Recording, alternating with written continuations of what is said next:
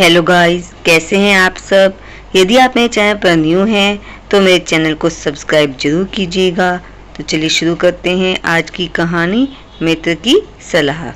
दुर्गा दास बहुत ही धनी किसान था, किंतु बहुत आलसी था। वह न अपने खेत देखने जाता था, न ही खलिहान।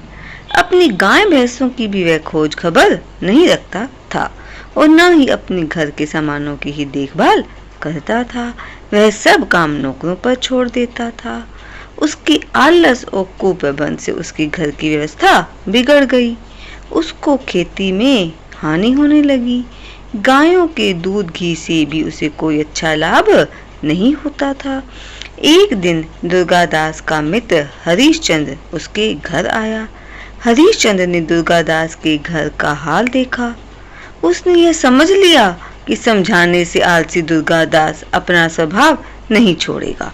इसलिए उसने अपने मित्र दुर्गादास की भलाई करने के लिए उससे कहा, मित्र, तुम्हारी विपत्ति देखकर मुझे बड़ा दुख हो रहा है। तुम्हारी दरिद्रता को दूर करने का एक सरल उपाय मैं जानता हूँ। दुर्गादास ने कहा, कृपया करके वह उपाय तुम मुझे बता दो, मैं उसे अवश्य करूँगा।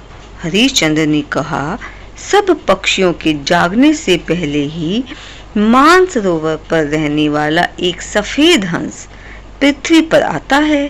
वह दोपहर दिन चढ़ लौट जाता है। यह तो पता नहीं कि वह कब आएगा, किंतु जो उसका दर्शन कर लेता है उसको कभी किसी बात की कमी नहीं होती। दुर्गादास ने कहा, कुछ भी हो, मैं उस हंस का दर्शन अवश्य करूंगा। हरिश्चंद्र चला गया। दुर्गादास दूसरे दिन बड़े सवेरे उठा। वह घर से बाहर निकला और हंस की खोज में खलिहान में गया। वहां उसने देखा कि एक आदमी उसके ढेर से गेहूं अपने ढेर में डालने के लिए उठा रहा है। दुर्गादास को देखकर वह लज्जित हो गया और क्षमा मांगने लगा। खलिहान से वह घर लौट आया और गौशाला में गया। वहां का रखवाला गाय का दूध धोकर अपनी स्त्री के लोटे में डाल रहा था। दुर्गादास ने उसे बहुत डांटा। घर पर जलपान करके हंस की खोज में फिर निकला और खेत पर गया। उसने देखा कि खेत पर अब तक मजदूर आए ही नहीं थे। वह वहां रुक गया। जब मजदूर आए तो उन्हें देर से आने का उसने उलाहना दिया। इस प्रकार वह जहां गया वहीं उसकी कोई न कोई हानि रुक गई। सफेद हंस की खोज में दुर्गादास प्रतिदिन सवेरे उठने और घूमने लगा। अब उसके नौकर ठीक काम करने लगे। उसके यहाँ चोरी होना बंद हो गया। पहले वह रोगी रहता था, अब उसका स्वास्थ्य भी ठीक हो गया। जिस खेत से उसे 10 मन अन्न मिलता था, उससे अब 25 मन अन्न मिलने लगा। गौशाला से दूध बहुत अधिक आने लगा।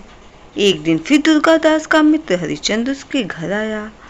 दुर्गादास ने कहा, मित्र, सफेद हंस तो मुझे अब तक नहीं दिखा, किंतु उसकी खोज में लगने से मुझे लाभ बहुत हुआ है।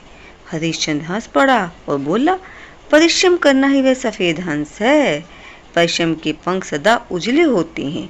जो परिश्रम ना करके अपना काम नौकरों पर छोड़ देता है वह हानि उठाता है, और जो स्वयं परिश्रम करता है वो नौकरों की देखभाल करता है, वह संपत्ति और सम्मान पाता है। आई होप गाइज आपको ये मेरी कहानी पसंद आई होगी। यदि आपको मेरी कहानी पसंद आई हो तो मेरी कहानी को लाइक एंड शेयर जरूर कीजिएगा। Thank you.